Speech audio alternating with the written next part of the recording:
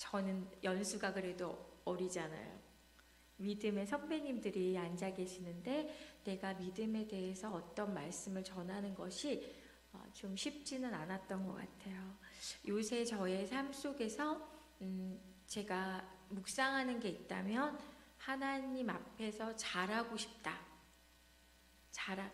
내가 좀 자랐으면 좋겠다. 성장했으면 좋겠다 하는 어떤 그런 간구들이 좀 많은 것 같아요. 제가 아이들을 되게 많이 만나는데 초등학교 1학년부터 고등학교 3학년 아이들까지 만나거든요.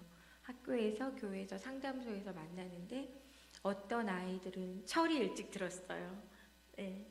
그 나이에 딱 맞는 아이들이 있고, 어떤 아이들은 아이인데 어른 같은 아이들이 있고, 또 어떤 아이들은 그 나이에 그러지 않아도 되는데 너무 아기 같은 아이들도 많이 있고, 여기 오기 전에 수업을 할 때 남자아이는 중학교 1학년인데 매듭을 못 져요.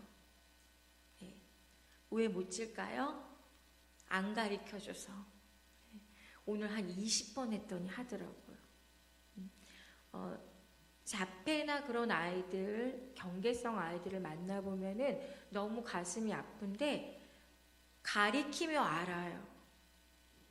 그런데 좀 포기해버리는 경우도 있는 것 같아요.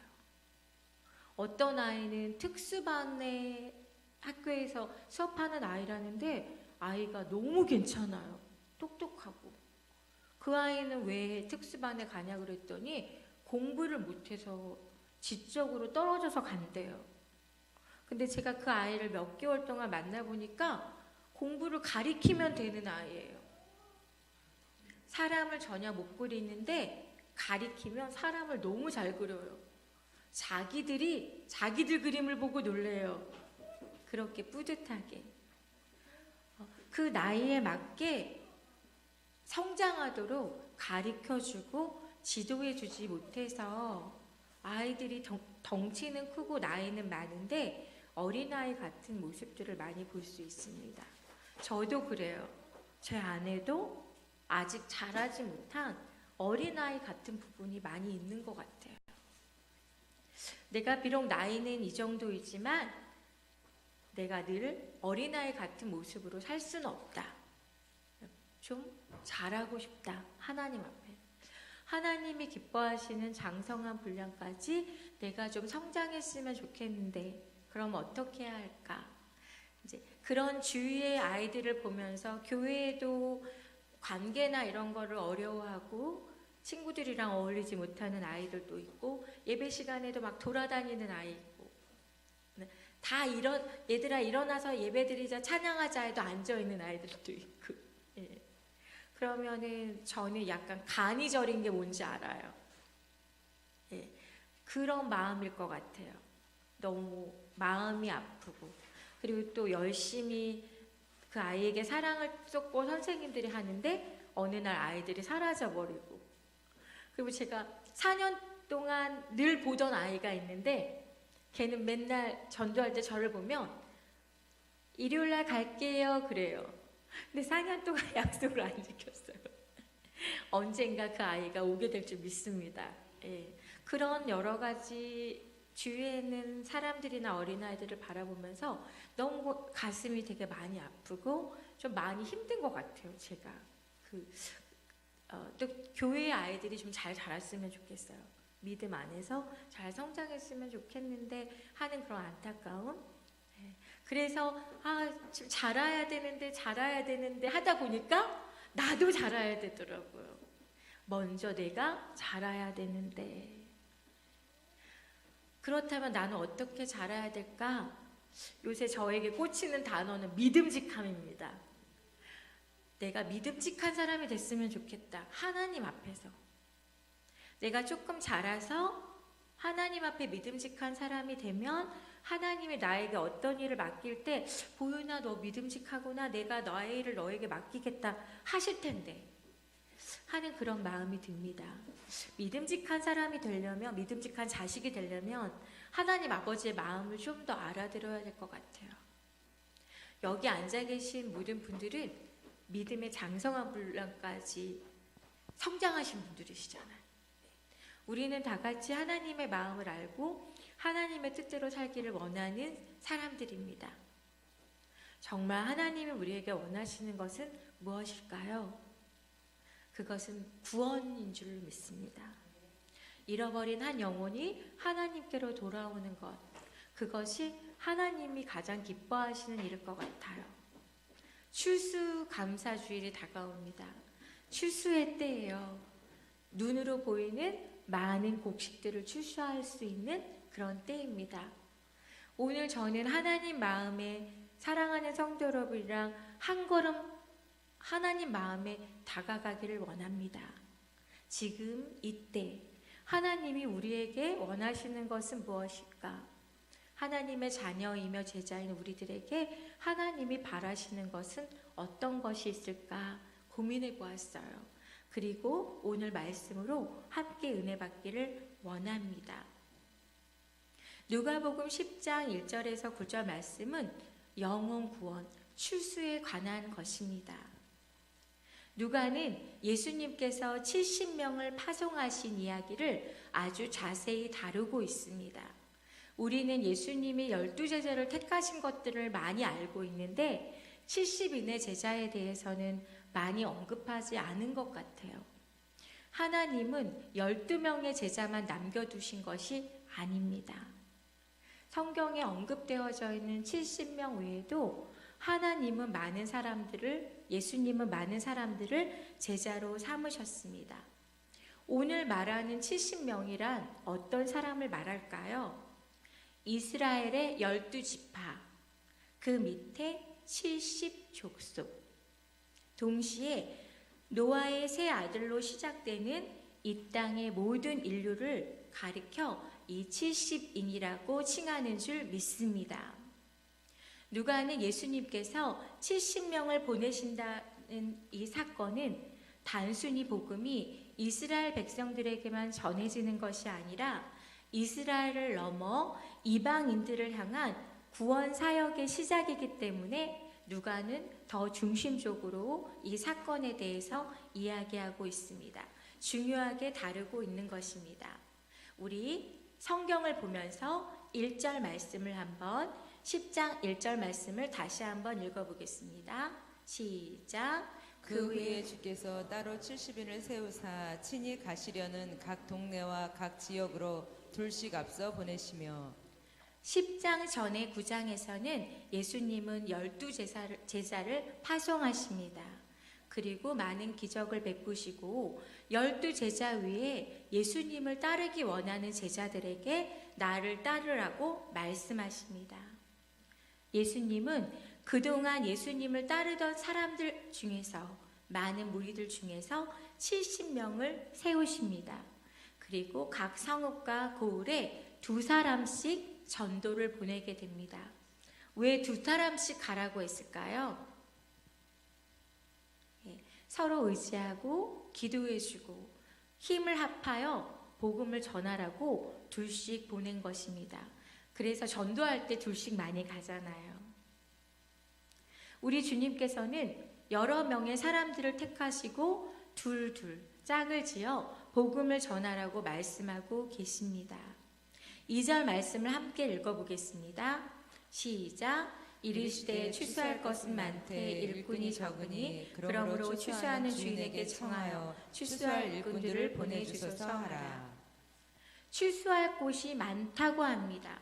그런데 일꾼이 적다고 합니다. 예수님께서는 추수하는 주인에게 청하여 추수할 일꾼들을 보내주셔서라고 기도해야 한다고 말해야 한다고 이야기하고 있습니다. 추수할 것이 많습니까? 사랑하는 성도 여러분, 추수할 것이 보이십니까? 우리 눈에는, 우리 육체의 눈에는 아직 보이지 않을 수 있습니다. 그러나 우리는 일꾼입니다. 일꾼은 주인이 원하는 주인의 눈으로, 우리의 주인은 주님인 줄로 믿습니다. 하나님의 눈으로, 예수님의 눈으로 추수할 밭을 보아야 합니다. 오늘 말씀의 추수는 바로 곡식의 추수가 아닌 영적인 추수인 것을 믿습니다. 예수님은 제자들에게 말씀하십니다. 오늘 지금 우리에게 말씀하십니다. 믿음의 눈으로 주님을 보고, 주님의 눈으로 세상을 보고, 주님의 눈으로 영혼을 바라보고 추수할 밭을 보라고 말씀하십니다. 요한복음 4장 35절에는 예수님께서는 눈을 들어 밭을 보라라고 말씀하십니다. 이 말씀 역시 여기서 말하는 밭 역시 영혼의 추수입니다.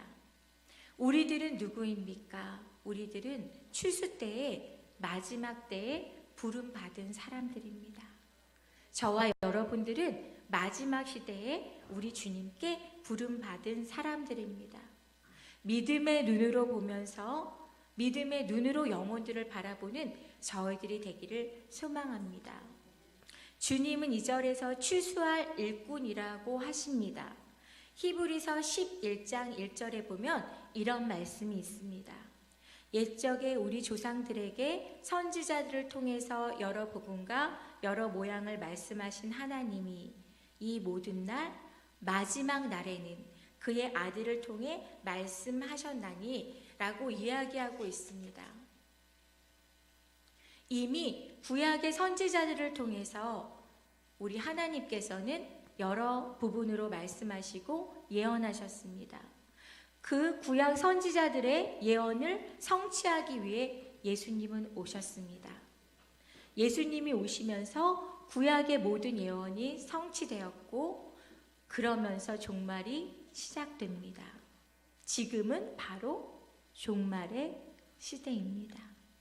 예수님이 이 땅에 오시면서부터 종말이 시작되는 것입니다. 우리 주위의 여러 가지 매스컴이나 환경들을 보면 놀라운 일들이 많이 있습니다. 그냥 어쩌면 우리는 안일하게 평안하게 행복하게 살아가는 것 같아요.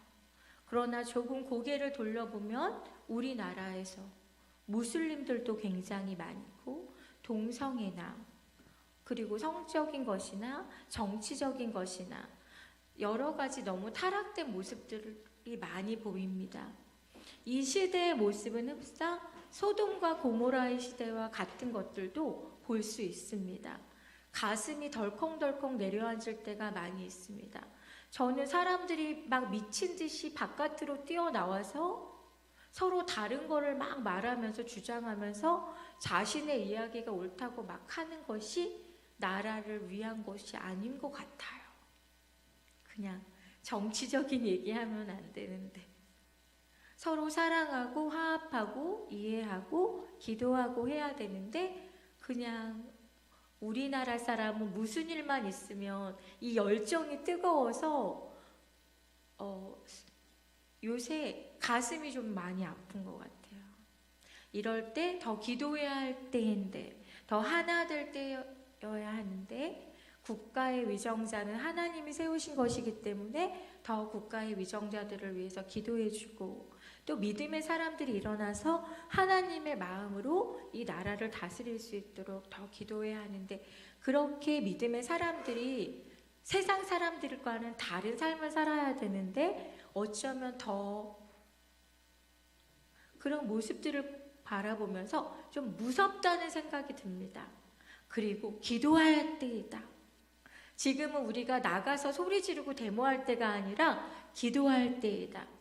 우리의 전쟁은 육신에 속한 것이나 육체에 속한 것이 아니라 영에 속한 것인 것을 믿기 때문에 전쟁이 그치기를 바라는 사람은 싸우면 안 됩니다. 뭐 해야 합니까? 기도해야 하는 줄 믿습니다. 그럼 하나님이 해결하실 줄 믿습니다. 그냥 주위를 바라보고 세상을 바라보면 정말 종말의 시대가 맞는 것 같아 보입니다. 맞습니다, 여러분. 우리는 종말의 시대를 살고 있습니다. 추수할 때입니다. 빨리빨리 추수해야 돼요. 비가 오기 전에. 비가 오면 곡식들이 다 우기에 비에 쓸려서 떠내려가게 됩니다.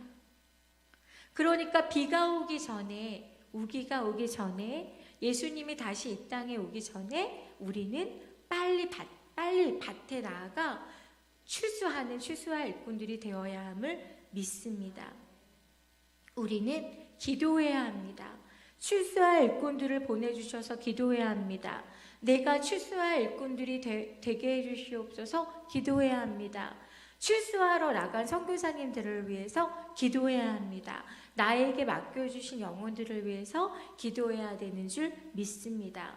누가복음 이 시대는 우리 예수님은 공생애를 마치는 시간이 가까워 오고 있었을 때입니다. 그런데 예수님은 말씀만을 가르치시지 않으셨습니다. 얼마 남지 않은 예수님의 시간입니다.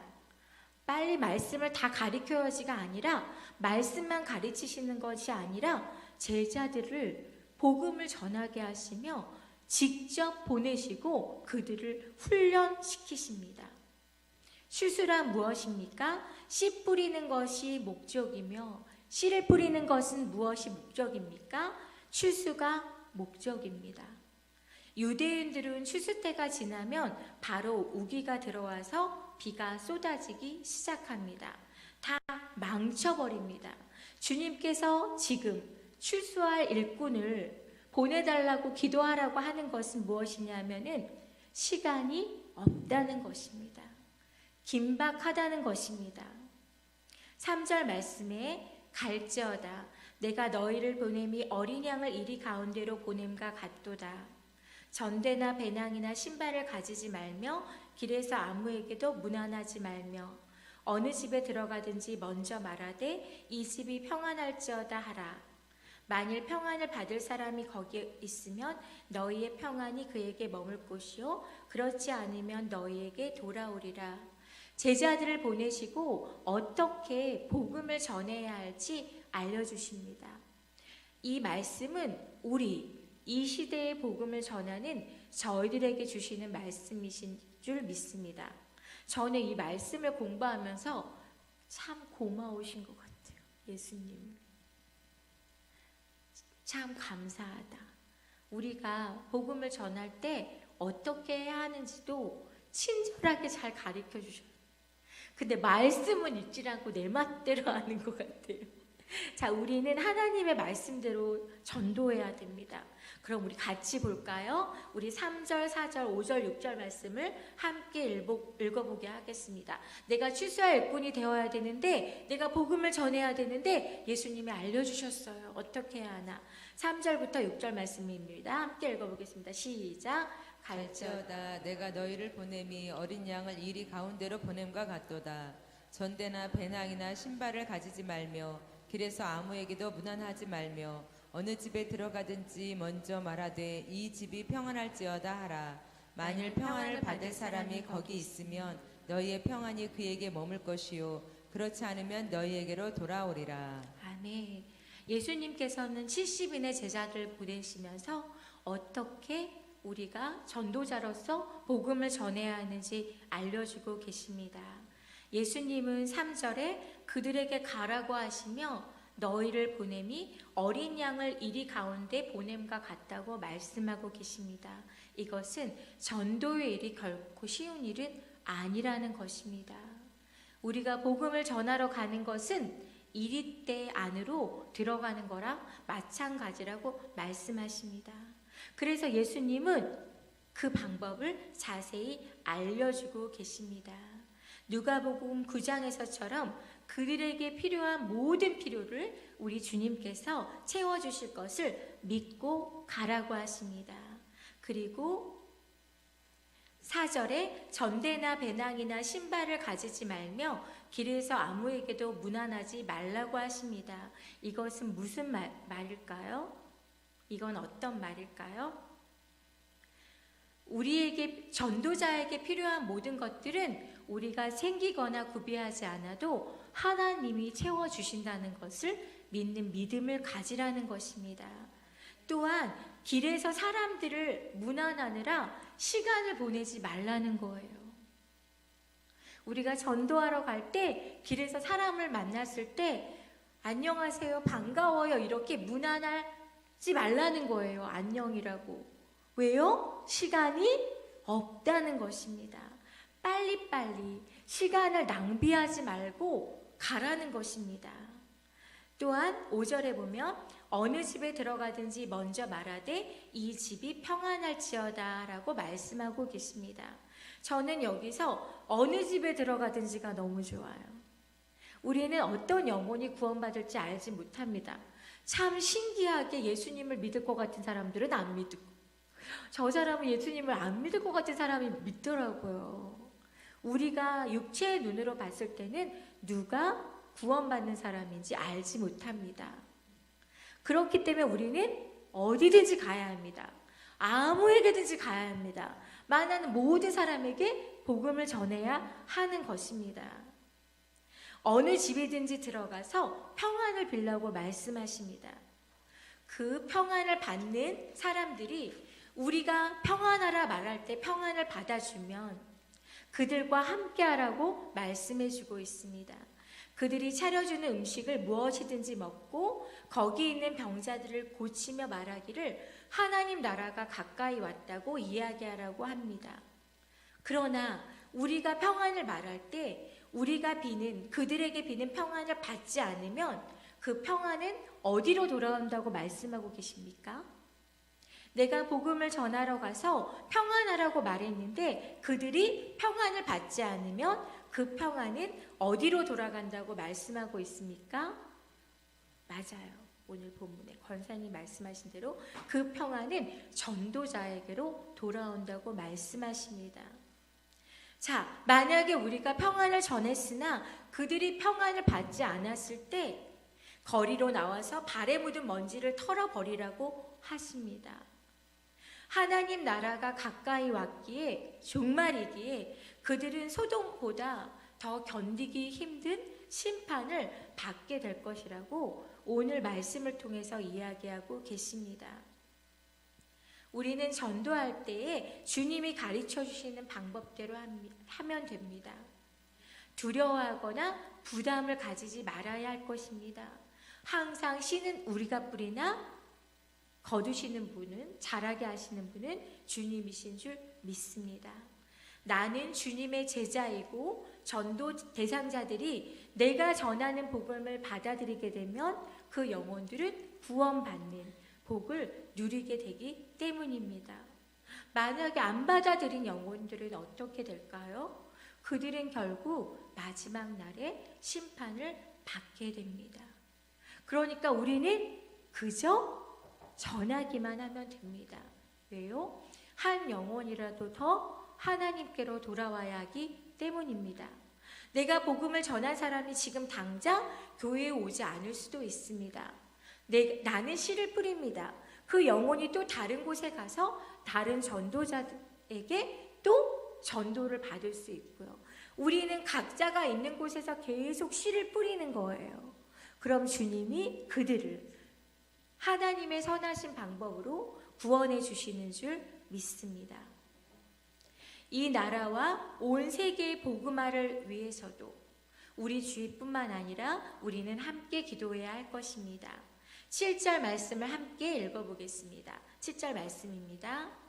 그 집에 유하며 주는 것을 먹고 마시라. 일꾼이 그 삭을 받는 것이 마땅하니라. 이 집에서 저 집으로 옮기지 말라. 이 말씀은 어떤 말씀입니까? 이 집에서 저 집으로 옮기지 말라. 이 말씀의 뜻은 너무 쉽게 외형이나 어떤 환경들 때문에 흔들리지 말라는 것입니다. 외형만 보고 환경만 보고 옮겨 다니면 복음의 길이 닫히게 된다는 것입니다. 한 영혼, 한 가정에게 집중하라는 말씀입니다. 우리 8절 말씀 함께 읽어보겠습니다. 8절 말씀입니다. 시작. 어느 동네에 들어가든지 너희를 영접하거든 너희 앞에 차려놓는 것을 먹고. 아멘. 어느 동네에 들어가든지 너희를 영접하거든 너희 앞에 차려놓은 것을 먹고. 하나님이 우리에게 필요한 모든 것들을 공급해 주신다는 말씀과 함께 이 말씀의 더 중요한 뜻은 이방 선교의 문을 여는 데에 있습니다. 유대인들의 관습을 내려놓고 복음을 전했을 때 평안하기를 예수님을 믿기 원하는 그 사람들과 함께 하라는 것입니다. 이방인들과 함께 하라는 것입니다. 다른 사람들에게 복음을 전할 때 열린 마음을 가지라고 말씀해주고 계십니다. 70명의 사람들은 성경에는 단 한 명의 이름도 나와 있지 않습니다. 그런데 본문 17절에 보면은 70인이 돌아와 이르되 주여 주의 이름이며 귀신들도 우리에게 항복하다이다 하고 기뻐한다고 이야기하고 있습니다. 비록 그들에게 어떤 권위나 직책도 없지만 주님이 함께 하심으로 그들에게는 복음 전도의 능력이 나타난 것입니다. 우리의 이름이 성경책에 실려지진 않을 거예요. 하지만 우리 모두가 이 70인이 되기를 원합니다. 비록 내가 누구에게 알려지지 않아도, 비록 내가 누구에게 기억되어지지 않아도, 내가 이 세상에 태어나서 하나님의 자녀들로 단 한 영혼 한 영혼에게라도 복음을 전한다면, 그 영혼이 구원받는다면 얼마나 기쁜 일일까요? 9절에 거기 있는 병자들을 고치고 또 말하기를 하나님의 나라가 너희에게 가까이 왔다라고 말씀하고 계십니다. 하나님 나라가 너희에게 가까이 왔다라고 전하라고 말씀하고 계십니다. 하나님 나라는 예수님 안에서 시작되고 다시 오실 예수님 안에서 완성될 것인 줄 믿습니다. 저는 되게 기쁜 일이 있어요. 이제 주일날 이제 세례식이 있는데요. 저희 딸이 입교를 해서 너무너무 좋아요. 그런데 더 좋은 게 있어요. 저희 딸이 전도한 예쁜 여자 학생이 세례를 받아요.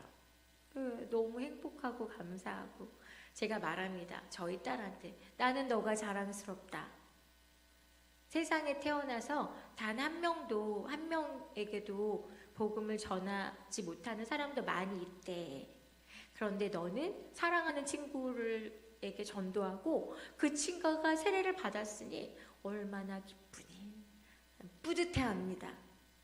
어린아이들이 아동부 어린아이나 그런 아이들이 자라서 철부지 갔던 어린이들이 세례를 받고 하나님 나라의 가족이 된다는 것이 너무 감사하고 뿌듯합니다. 행복할 것 같아요. 저희도 행복하는데 사랑하는 성도 여러분, 내가 한 영혼에게 복음을 전했습니다. 그 영혼이 하나님을 믿게 되고 구원을 받게 되고 세례를 받게 되고 이 다음에 천국 가서 만납니다. 얼마나 행복할까요? 우리가 영적으로 더 부유한 사람들이 되기를 소망합니다. 우리는 전해야 합니다. 그리고 가야 합니다. 또한 보내야 합니다. 말씀을 마치면서 한 가지는 기도로 물질로 선교사님을 후원하는 우리가 되기를 원합니다. 어저께 페이스북을 통해서 제가 예전에 알던 알바니아 선교사님이 연락이 왔어요. 한국에 잠깐 들어오실 일이 있는데 보고 싶다는 거예요. 그 언니, 제가 학교 다닐 때 교수님이시면서 또 이렇게 언니랑 자매처럼 지냈던 그런 언니인데 어저께 밤에 그 언니 생각을 좀 많이 했습니다. 알바니아의 선교사님인데 선교를 나갈 그때에 어머니 한 분이 계셨는데 투석을 하시는 분이셨어요. 그런데 그 어머니를 돌봐야 할 사람이 아무도 없었어요. 이 언니밖에. 근데 선교사로 부름을 받은 거예요. 언니가 굉장히 많이 갈등을 했어요. 그런데 결국 어머니를 혼자 남겨두고 투석하는 어머니를 혼자 남겨두고 눈물을 흘리면서 알바니아에 갔어요. 그 후로 이제 그 어머니는 흑석동에서 혼자 지내셨는데 제가 일주일에 한 번씩 맛있는 음식 싸가지고 가서 말동무도 해드리고 근데 어머니가 혼자 지내시고 투석도 하시면서 예수님도 그때 안 믿으셨다 영접하게 되시고 또 천국에 가셨어요. 그 언니가 내가 돌봐야 할 엄마를 그냥 그렇게 두고 선교지를 갔을 때 마음이 어땠을까? 선교사님들은 자신의 삶을 포기한 사람들인 거예요. 주만종 선교사님 아시죠? 예찬이가 이제 선교하러 간다 그랬더니 막 울면서 왜 우리 교회에 다른 목사님이랑 전도사님도 많은데 아빠가 가야 돼 그리고 울더래요. 난 친구도 여기 있고 내가 좋아하는 사람들 다 여기 있는데 왜 하필 아빠가 가야 하냐고. 지금 되게 잘 적응하고 있으니까 오아시스 같은 아이로 지내고 있는데 선교사님들은 자신의 모든 것을 포기하고 하나님을 위해서 추수할 영혼들을 위해서 가신 분들이잖아요. 우리는 보낸 사람들이잖아요. 그런데 우리는 보내고 기도해야 하고 또 후원해야 하는 줄 믿습니다. 근데 선교사님들이 물질적으로 되게 많이 어려워요. 영혼 구원에 정말 전력 투구하셔야 되는데 먹을 것이 없거나 쓸 것이 없거나 그런 분들이 너무너무 많은 거예요. 우리는 10,000원, 6, 7, 8천 원짜리 커피를 마시고 회식 가면은 그래도 많이 나가잖아요. 그런데 정말 선교사님들이나 우리의 도움이 필요한 곳에서는 10,000원, 20,000원, 30,000원 그 물질들이 너무 귀한 거예요. 저는 청년 때 저희 어머니가 꿈을 꾸셨는데 제가 12대문집으로 시집가는 꿈을 꾸셨대요. 할렐루야. 근데 저는 저희 남편이 12대문 가진 남편은 아닙니다. 근데 그 이야기를 들으시고 저 아는 목사님이 이렇게 축복해 주셨어요. 보윤자매가 나중에 12교회를 짓나? 할렐루야. 아니면 기도원을 12개 세우나? 할렐루야. 그런 축복을 해주셨는데 제가 요새 그 축복을 기억해요. 그래서 나는 12개의 교회를 지을 재정도 없고 12개의 기도원을 지을 재정도 없지만 시작하리라.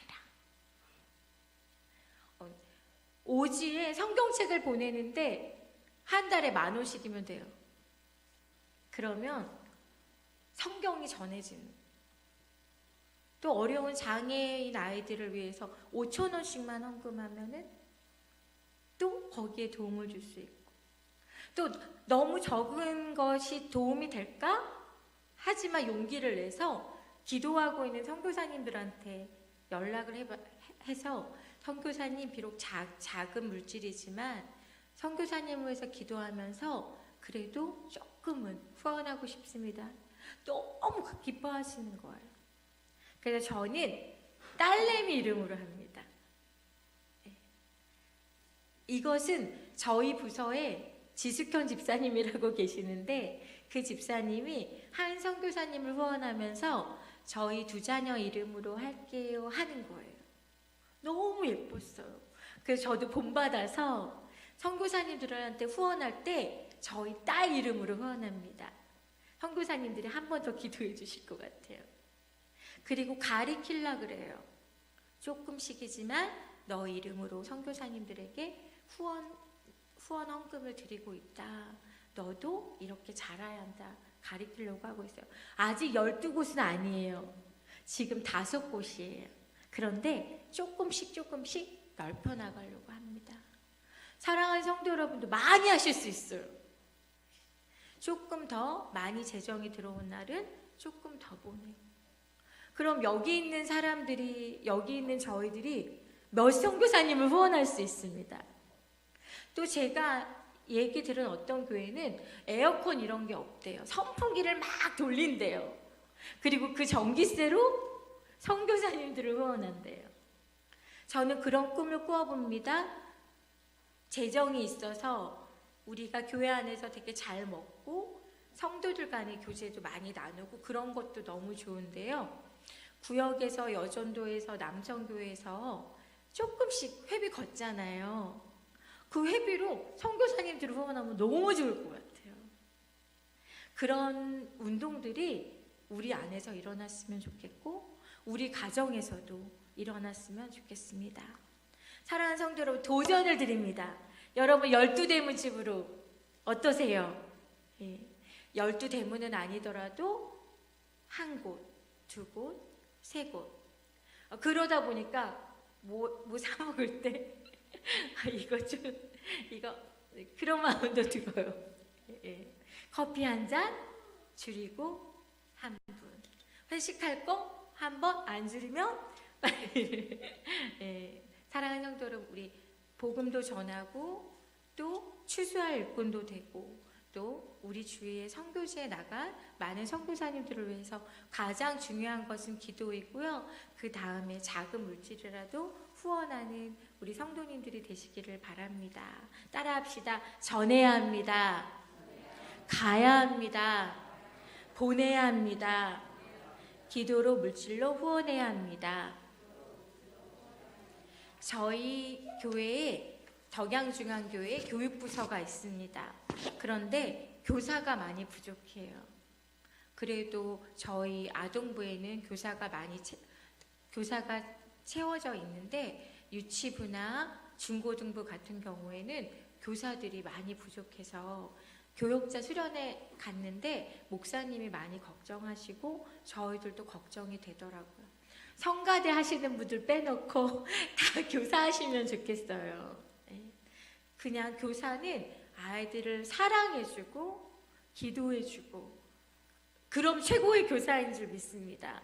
사랑하는 성도 여러분, 주위에 아니 또 우리 성도님들이 내가 겹치지 않는다면 봉사가 그러면 우리 영혼들 우리 교육부서의 아이들을 위해서 헌신해 주시면 좋을 것 같아요. 밖에 나가서 전도하는 것도 너무 좋은데 우리 안에 들어온 작은 어린 양들, 그 어린 양들이 잘 클 수 있도록 돕는 것이 또 우리의 할 일인 줄 믿습니다. 이 시간에 같이 통성으로 기도하기 원합니다. 하나님, 우리가 전하는 자들 되기 원합니다.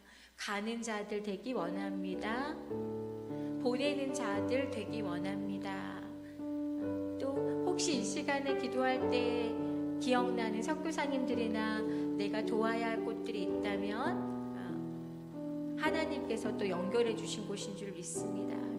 하나님 또 하나님이 나에게 주신 것들을 또 나눠서 우리 선교사님들이나 어려운 사람들을 돕고 후원하는 일에 쓰임받는 또 내가 되기를 원합니다. 같이 기도하는 시간 갖겠습니다.